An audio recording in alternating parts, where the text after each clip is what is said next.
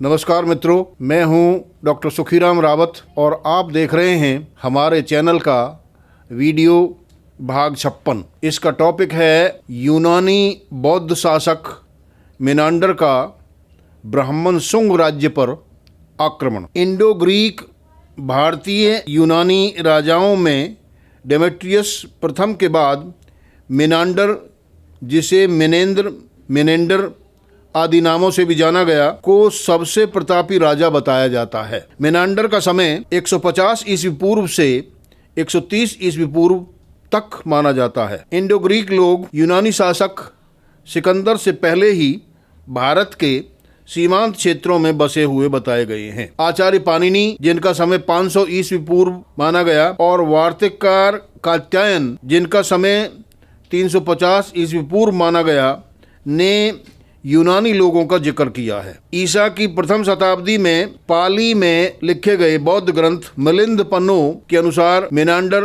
बौद्ध धर्म का अनुयायी था, परंतु वह बौद्ध भिक्षु न होकर उपासक बौद्ध था। बौद्ध विद्वान नागसेन ने यूनानी सम्राट मेनांडर की जिज्ञासा को शांत करके उसे बौद्ध धर्म में धर्मांतरित किया था, दीक्षित किया था। इस बौद्ध शासक ने शुंग राज्य पर क्यों आक्रमण किया, वो कारण हम देखते हैं।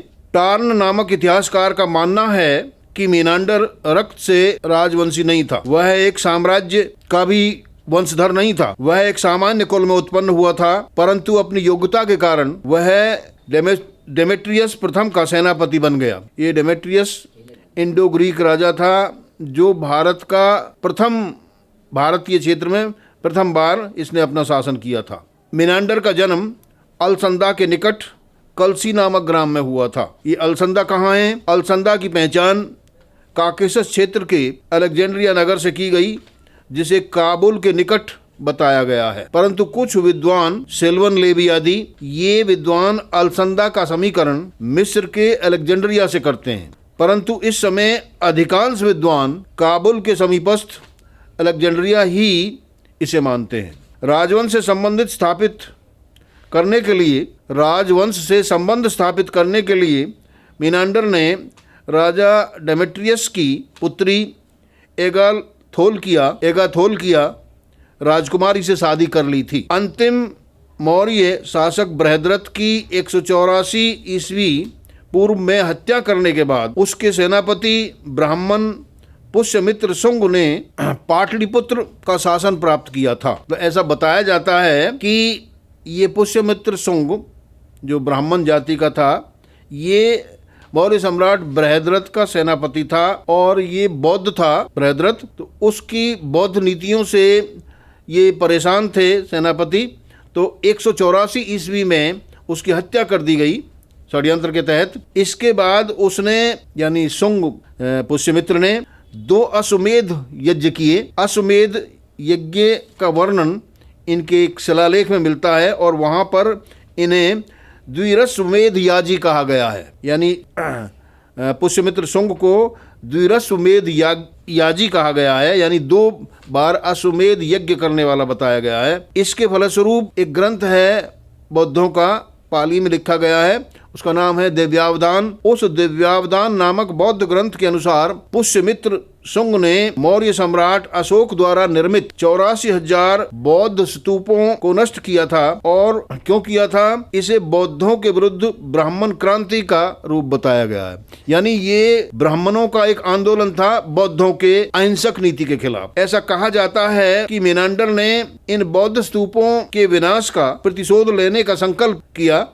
यानी ये जो तोड़े गए थे बौद्ध स्तूप, मेनांडर ने एक प्रतिज्ञा करी, संकल्प लिया कि भाई मुझे इनका बदला लेना है। और फिर उसने 150 ईस्वी पूर्व के आसपास साकेत यानी अयोध्या और माध्यमिका यानी चित्तौड़ के पास नगरी नामक जगह, इन 2 स्थानों पर आक्रमण किया। और इसका प्रमाण क्या है? इसके प्रमाण के लिए आचार्य पतंजलि के ग्रंथ महाभाष्य में दिए गए अनद्यतन भूतकाल यानी लंग लकार के 2 उदाहरण वाक्य माने जाते हैं। यानी आचार्य पतंजलि ने वहाँ लंग लकार को समझाने के लिए 2 एग्जाम्पल दिए, 2 उदाहरण दिए हैं। और वो उदाहरण कौन से हैं? वो उदाहरण ये हैं, अरुणत यवनः साकेतम अरुणत यवनो माध्यमिकाम। पहला उदाहरण अरुणत यवनः साकेतम, यानी साकेतम, साकेत का मतलब अयोध्या, अयोध्या पर यवनों ने आक्रमण किया। अरुणत का मतलब है रौंदना,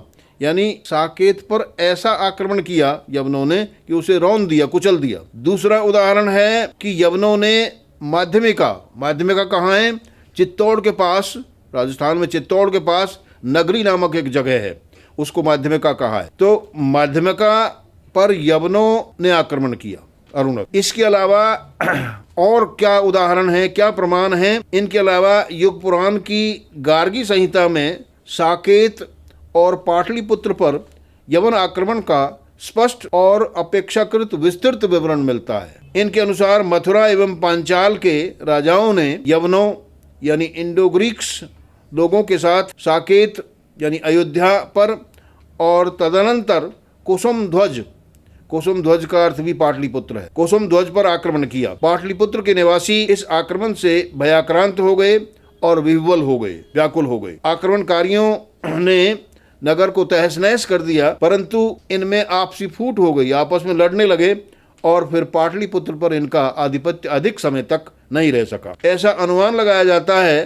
कि अहिंसक बौद्धों का उन्मूलन करने वाले ब्राह्मण धर्म के उद्धारक पाटलिपुत्र नरेश पुष्यमित्र शुंग से बदला लेने के लिए यवनों के साथ ब्रजधाम मथुरा के जाट भी सैनिकों के रूप में पाटलिपुत्र गए थे। इस विषय में युग पुराण की गार्गी संहिता के ये श्लोक द्रष्टव्य है, यानी ये जो ऊपर बताया है कि भाई पंचाल और मथुरा के लोग भी आक्रमण में साथी रहे, तो उनका प्रमाण के लिए गार्गी संहिता के ये दो श्लोक द्रष्टव्य हैं, वो मैं पढ़ देता हूँ आपके सामने। ततः साकेतम आक्रम्य पंचाला मथुरा तथा यवनाश्च सुविक्रांता प्राप्स्यन्ति कुसुम ध्वजम ततः पुष्पुरे प्राप्ते कर्दमे प्रथिते हिते आकुला विषया सर्वे भविष्यन्ति निसंशया। इसका अर्थ क्या है?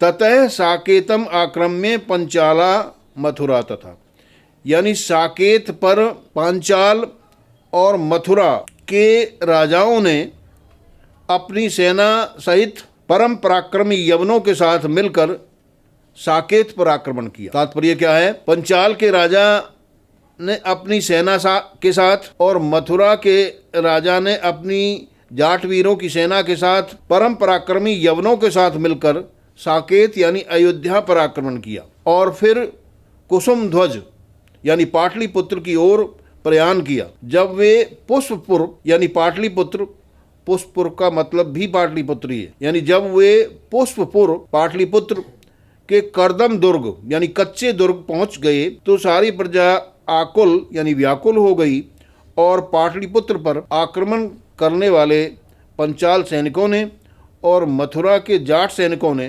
पाटलिपुत्र शहर को विध्वस्त कर दी। इस प्रकार मेनांडर ने बौद्ध विरोधी शुंग शासक से पंचालों और मथुरा के जाटों की मदद से प्रतिशोध ले लिया। अतः मेनांडर का राज्य उत्तर पश्चिम में कपिसा तक, पश्चिम में सिंध तक, दक्षिण पश्चिम में बेरी गाजा तक, दक्षिण में बुंदेलखंड तक और पूर्व में मथुरा तक फैल गया। मिलिंद पन्नो ग्रंथ के अनुसार इस विशाल राज्य की राजधानी साकल यानी सियालकोट थी। तो मित्रों, आज के इस वीडियो में बस इतना ही। आपको यदि ये हमारा वीडियो पसंद है तो इसे सब्सक्राइब करिए और इसे ज़्यादा से ज़्यादा इसका कमेंट करिए, फॉलो करिए। आपका बहुत बहुत धन्यवाद। नमस्कार।